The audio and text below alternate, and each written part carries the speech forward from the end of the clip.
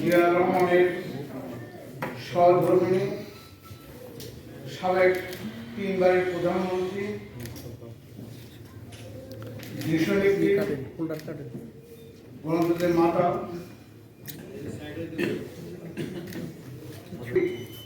ভাই ও বোনেরা এবং সাথীরা, আসসালামু আলাইকুম। আজকে যেভাবে আমরা বক্তব্য দিতে চাইছি বা মনে করেছি, আসলে ওইভাবে বক্তব্যটা আসছে না।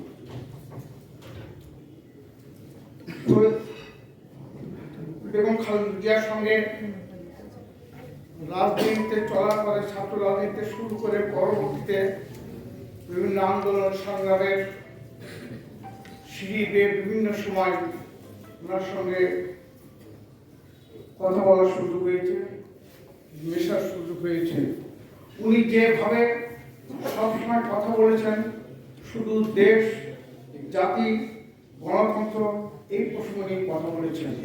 আমরা সর্বদলীয় ছাত্র ছিলাম সেই সময়, এখানে ডাক্তার বিপি আমনুল্লাহ সহ আমরা সবাই রাষ্ট্রসংঘ দিয়েছি। তখন উনি একবারই বলেছেন, তোমরা কি করছো আমি জানি না, তবে দেশকে কিভাবে এগিয়ে নিয়ে যাওয়া যায়, এই দেশের ছাত্র সমাজকে কিভাবে দেশের পক্ষে কথা বলার জন্য তাদের চিন্তা ভাবনা মাথায় আসে, এই সমস্ত নিয়ে এই কথাগুলি বারবার বলেছি। ছাত্ররাজনীতির পরে যখন আমি আমার সংগঠন জাতীয় গণতান্ত্রিক পার্টি একবার সঙ্গে সম্পৃক্ত হয়ে আমি এই রাষ্ট্র পর্যায়ে সাধারণ সমাজের দায়িত্ব নিই, দায়িত্ব দেন আমার একটা ছিলেন শফিল আলম প্রধান। ওটার পরে উনি আমাকে সঙ্গে করে নিয়ে গেছেন খালেদা জিয়ার ওখানে। প্রতিবারই যাই ম্যাডাম ফোন দিতেন প্রধান ভাইকে, দেখতে আসেন। প্রধান ভাই বললো যে খন্দকার ম্যাডামের সঙ্গে কথা বলে আসে, উনি কেমন তাকে।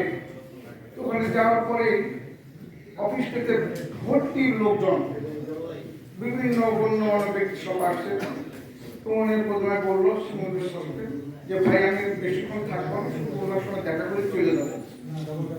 তো উনি বললো যে আপনার গাড়ি তো দেখা করা হয় না, অনেক সময় লেগে যায়, তবে আপনার জন্য সব বরাদ্দ আছে। গেলাম, যাওয়ার পরে কথাবার্তা বলার পরে উনি শুধু দেখলাম শুরু থেকে একটা দেশ কেমন করে চলবে, দেশকে কিভাবে বিদেশি আধিপত্যবাদ থেকে দেশকে মুক্ত রাখা যায়, এই দেশের যে সামরিক দিক দিয়ে কি বিভিন্ন দিকে উনি কথাবার্তা বলতেছে। বলার একটা পর্যায়ে প্রথমে শিমুল বিশ্ববিদ্যালয় বলে আসছিল যে আপনি একটু 2 মিনিট পরে আপনি ভিতরে একটু আসবেন, যাতে ম্যাডাম ফ্রি করে, লোকজনের চাপ আছে, আমি চলে যাবো। প্রথমে বললো যে ম্যাডাম আমি চলে যাই, পরে আসবো আর কি। বলে না না বসে, সবাই তো আসে, শুধু আমি কি বলি শুনতে চাই, কিন্তু আমি তো চাই আপনি দেশকে নিয়ে কি ভাবেন, কিভাবে চলবে, এটা আমি শুনতে চাই, আপনি বলেন। একটা পর্যায়ে যখন উঠতেছি, তারপরে প্রথম ভাই মারা যাওয়ার আগে একবার যখন গেছি, তখন যাওয়ার পরে প্রথম ভাই বললো যে ম্যাডাম এই যে খন্দকার থাকলো একটু দেখবেন।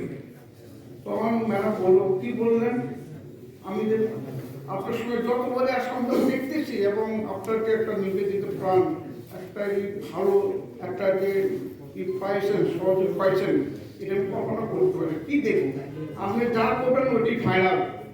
এটা বলার পরপরই উঠে যাচ্ছি, তখন আবার ম্যাডাম ডাক দিলেন, খন্দকার নেতাকে ধরে দেখুন। যে ম্যাডাম নেতা কি, আমি তো আপনার সঙ্গেই আছি। তাই এইভাবে ওনার প্রতি মুহূর্তে উনি দেখতাম দেশ জাতি নিয়ে সবসময় কথা বলবেন, এই স্মৃতি। তারপরে এই যে আমরা সারা দেশে আমাদের যে রোড মার্চ হলো কর্মসূচি, ম্যাডামের সঙ্গে ঘোরাঘুরি হয়েছে, তখনও দেখেছি উনি ওই একটা ফাঁদে সবাইকে ডেকে তার রুমে নিয়ে এসে কথাবার্তা বলতেন যে কেমন করে কি করা যায়। এই যে জিনিসগুলি প্রতি মুহূর্ত উনি দেশ জাতি নিয়ে কথাবার্তা বলছেন।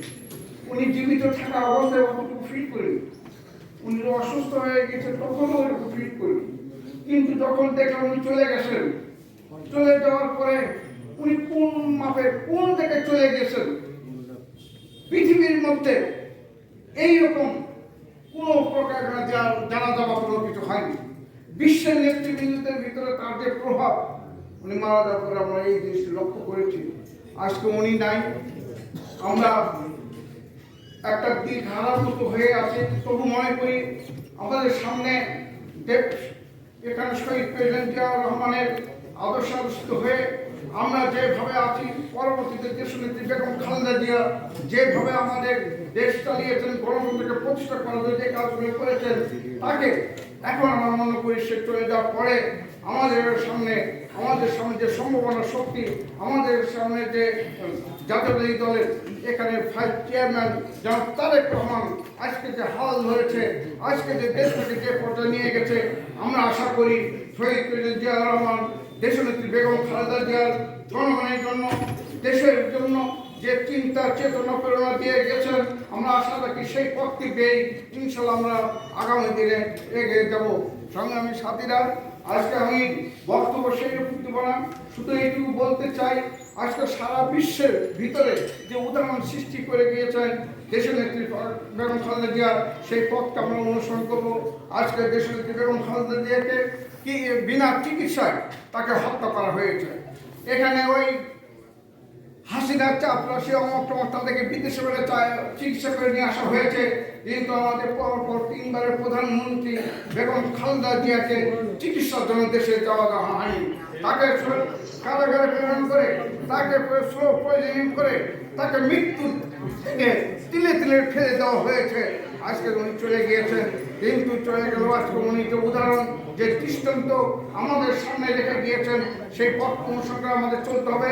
আগামীতে নির্বাচন আসছে, একই নির্বাচনের জন্য আমার সেখানে কি মার্কাকে তা বুঝি না, আমাদের একটাই হচ্ছে ধানের শীষ মার্কাকে আজকে আমাদের নিয়ে আসতে হবে।